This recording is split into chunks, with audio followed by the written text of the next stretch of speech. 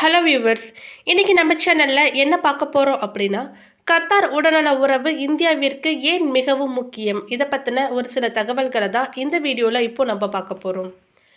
Qatar சிறையில் இருந்து 8 முன்னாள் இந்திய கடற்படை வீரர்களை விடுவிக்க சமீபத்தில் முடிவு எடுக்கப்பட்ட பிறகு புதன்கிழமை இரவு தோஹா சென்றடைந்தார் பிரதமர் நரேந்திர மோடி.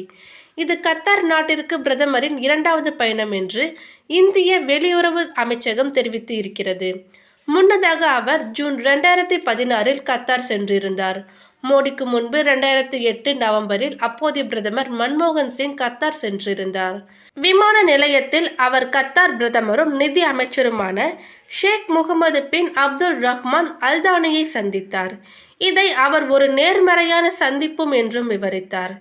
வியாழக்கிழமை அவர் Qatar emir Sheikh Tamim bin Hamad அல்தானியை சந்திக்க உள்ளார்.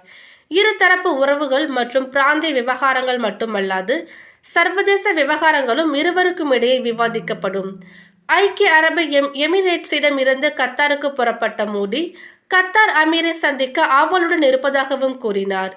கத்தாரில் அவருடைய தலைமையில் அபாரமான வளர்ச்சிகள் மற்றும் மாற்றங்கள் ஏற்படுவதை காண முடிகிறது என்று மோடி கூறியிருந்தார்.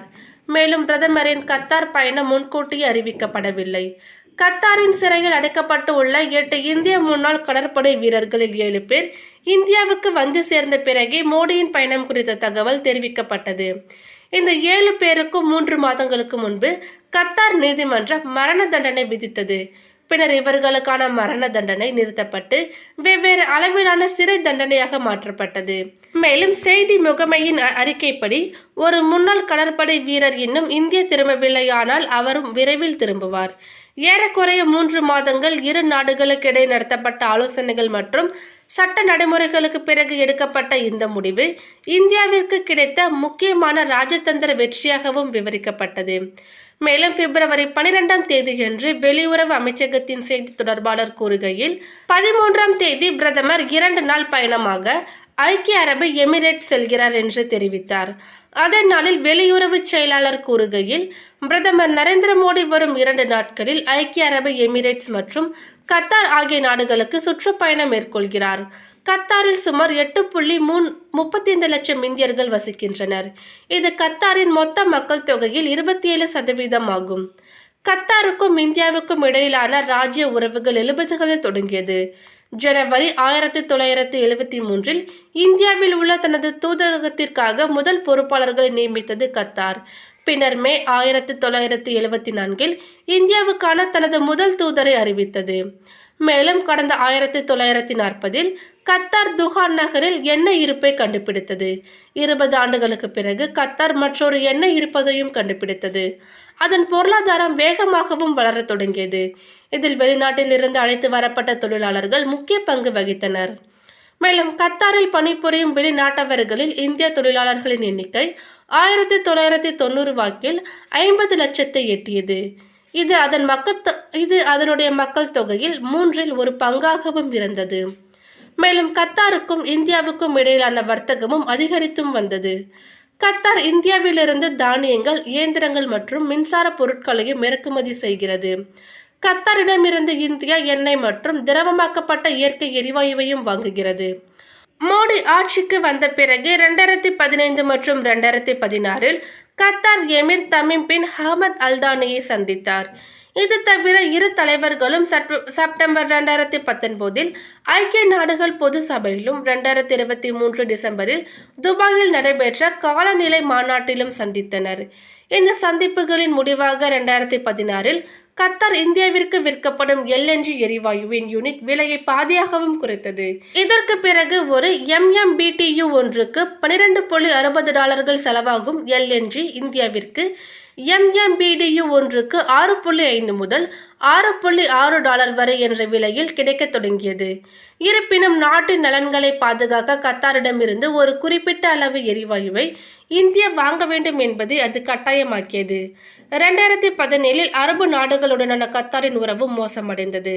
கத்தார் பயங்கரவாதத்தை ஆதரிப்பதாகவும் வளைகுடா ஒத்துழைப்பு கவுன்சிலுடனான ஒப்பந்தத்தை மீறியதாகவும் சவுதி அரேபியா தெரிவித்தது.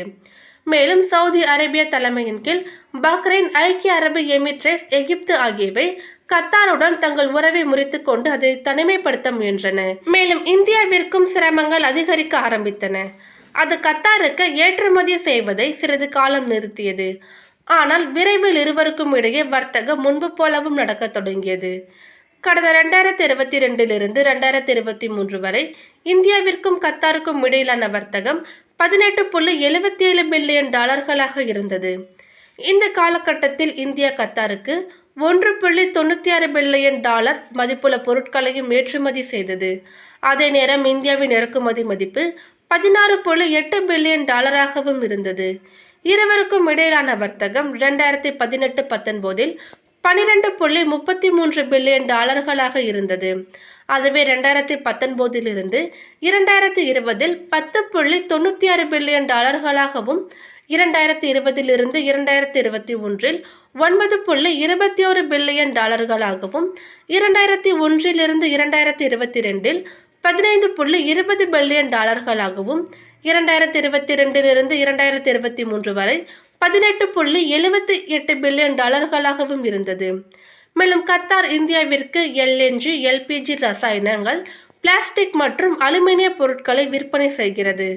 அதே நேரத்தில் தானியங்கள், தாமிரம், இரும்பு, எஃகு, பழங்கள், காய்கறிகள், மசாலா பொருட்கள், பதப்படுத்தப்பட்ட உணவுகள், மின்சார இயந்திரங்கள், உடைகள், விலைமதிப்பற்ற உலோகங்கள், ரப்பர் ஆகியவற்றை இந்தியாவிலிருந்து வாங்குகிறது. இந்தியாவிற்கும் கத்தாருக்கும் இடையே முக்கியமான பாதுகாப்பு ஒப்பந்தங்கள் உள்ளன. அதன் கீழ் இந்திய கடற்படை மற்றும் கடலோர காவல்படை கப்பல்கள் கத்தாருக்கு தொடர்ந்து விஜயம் செய்கின்றன. கத்தார் இந்தியாவின் மிகப்பெரிய LNG மற்றும் LPG சப்ளையர். இந்தியா தனது மொத்த LNG தேவையில் 48% கத்தாரிடம் இருந்து வாங்குகிறது. இந்த விஷயத்தில் சீனா மற்றும் ஜப்பானுக்கு அடுத்தபடியாக கத்தாரின் 3வது பெரிய வாடிக்கையாளராக இந்தியாவே. இறக்குமதியை பொறுத்தவரை சீனா மற்றும் அமெரிக்காவிற்கு அடுத்தபடியாக இந்தியா 3வது இடத்தில் இருக்கிறது. மேலும் ஜூன் 2022 பாஜக செய்தி தொடர்பாளர் ஒருவர் ஒரு தொலைக்காட்சி நிகழ்ச்சியில் சர்ச்சைக்குரிய கருத்துக்களை தெரிவித்த போது இந்தியாவிற்கும் கத்தாருக்கும் இடையிலான உறவில் ஒரு முக்கியமான சவாலாக அது பார்க்கப்பட்டது. அந்த நேரத்தில் இந்தியா மன்னிப்பு கோர வேண்டும் என வலியுறுத்தி முதல் நாடு கத்தார். மேலும் இந்திய தூதரை அழைத்து தனது கடும் எதிர்ப்பையும் கத்தார் தெரிவித்தது. கத்தார் வெளியுறவு அமைச்சகம் வெளியிட்ட அறிக்கையில் இந்தியாவில் ஆளும் கட்சியை சேர்ந்த ஒரு தலைவர் கூறிய சர்ச்சைக்குரிய கருத்துக்களுக்கு கடும் அதிருப்தியும் தெரிவிக்கப்பட்டது. மேலும் கடந்த செவ்வாய்க்கிழமை இந்தியாவிற்கும் கத்தாருக்கும் இடையே ஒரு முக்கிய ஒப்பந்தம் கையெழுத்தானது. இந்த ஒப்பந்தம் அடுத்த 28 ஆண்டுகளுக்கு அதனுடைய மொத்த செலவு $78 பில்லியன் ஆகும். இந்தியா 2048 வரை கத்தாரிடம் இருந்து திரவ இயற்கை எரிவாயுவை வாங்குவதற்கான ஒப்பந்தம்தான் இது. இந்தியாவின் மிகப்பெரிய LNG இறக்குமதி நிறுவனமான பெட்ரோநெட் LNG லிமிடெட் கத்தாரின் அரசாங்க நிறுவனமான கத்தார் எனர்ஜியுடன் இந்த ஒப்பந்தத்தை கையெழுத்திட்டுள்ளது.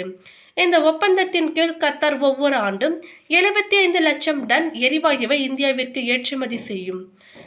இந்த வாயு மின்சார உற்பத்தி, உர தயாரிப்பு மற்றும் CNG-யாக மாற்றவும் பயன்படுகிறது. இந்த ஒப்பந்தம் கோவாவில் 2024 இந்திய எரிசக்தி வாரத்தின் முதல் நாளான கடந்த செவ்வாய்க்கிழமை கையெழுத்தானது. தற்பொழுது இருக்கும் ஒப்பந்தத்தை விட மிக குறைந்த விலையில் செய்யப்பட்டுள்ளதால் இந்த ஒப்பந்தம் மிகவும் முக்கியத்துவம் வாய்ந்ததாகவும் கூறப்படுகிறது.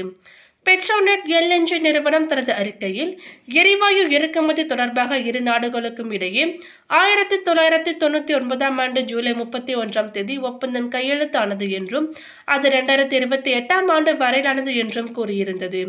இப்போது இந்த புதிய ஒப்பந்தம் 2028 துவங்கி 20 ஆண்டுகளுக்கு செய்யப்பட்டுள்ளது. எரிவாயு வாங்கப்படும் மொத்த விலை குறித்து எந்த தகவலும் வெளியிடாத போதும் அதன் விலை தற்போதைய ஒப்பந்தத்தை விட குறைவாக இருக்கும் என்றும் கூறப்படுகிறது. இந்த புதிய ஒப்பந்தம் அடுத்த 20 ஆண்டுகளில் சுமார் 50 கோடி இந்திய ரூபாயை சேமிக்க வழிவகுக்கும். பெட்ரோநெட் நிறுவனம் 2 ஒப்பந்தங்களின் கீழ் ஒவ்வொரு ஆண்டும் கத்தாரில் இருந்து ஆண்டுக்கு 85 லட்சம் டன் LNG வாயுவை இறக்குமதி செய்கிறது. இரு நாடுகளுக்கும் இடையிலான முதல் ஒப்பந்தம் 25 ஆண்டுகளுக்கு முன்பு கையெழுத்தானது. இது 2028 வரை செல்லுபடியாகும். தற்பொழுது இது 2048 வரை மேலும் 20 ஆண்டுகள் நீடிக்கப்பட்டுள்ளது. மேலும் 10 லட்சம் டன்களுக்கான மற்றொரு ஒப்பந்தம் 2015 கையெழுத்தானது. மேலும் இந்த ஒப்பந்தம் எரிசக்தி பாதுகாப்பையும் தூய்மையான எரிசக்தி விநியோகத்தையும் உறுதி செய்வதோடு இந்தியா மேம்பட்ட பொருளாதார வளர்ச்சியை நோக்கி செல்ல உதவும் என்று கூறப்படுகிறது. மேலும் இது போன்ற பல முக்கியமான தகவல்களை நீங்கள் தெரிஞ்சுக்கணுன்னா எங்கள் சேனலை சப்ஸ்கிரைப் பண்ணிடுங்க. நோட்டிஃபிகேஷனுக்கான பெல் ஐக்கானையும் கிளிக் பண்ணிக்கோங்க. தேங்க்யூ.